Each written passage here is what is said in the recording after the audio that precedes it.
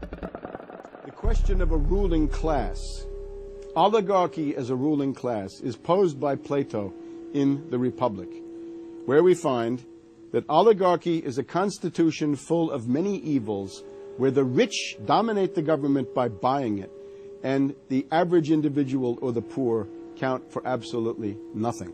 Oligarchy is a frame of mind. In other words, if you're a banker, this is already a worldview. It's a world outlook, and it implies the policies that have got us here, right? Malthusian policies, zero growth policies, driving down the standard of living, attempts to wipe out all kinds of mass institutions that might be a countervailing force.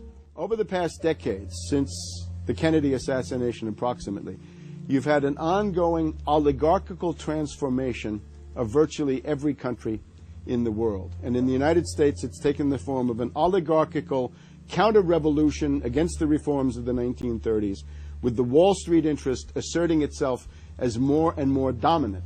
And once bankers and oligarchs have power, the things that they do, you could call them a policy.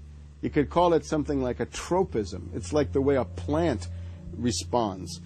Naturally, since they're oligarchs, they're going to try to downgrade the standard of living of the vast majority of the population.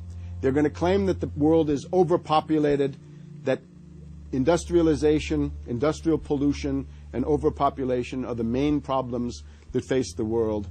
And they're generally going to try to crush and mortify any kind of popular democracy or mass movements with any kind of progressive content. Globalization has economically destroyed the world.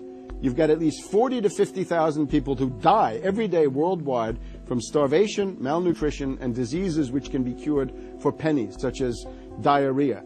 And if you ask one of these Malthusian oligarchs, don't you think that something should be done to raise the standard of living in Africa or South Asia?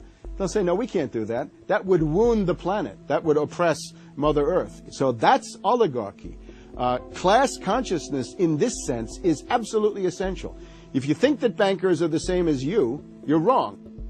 F. Scott Fitzgerald once told Hemingway, you know, the rich are different from us. And Hemingway said, yeah, they have more money. And F. Scott Fitzgerald replied, no, it's something much deeper. It's a whole different world.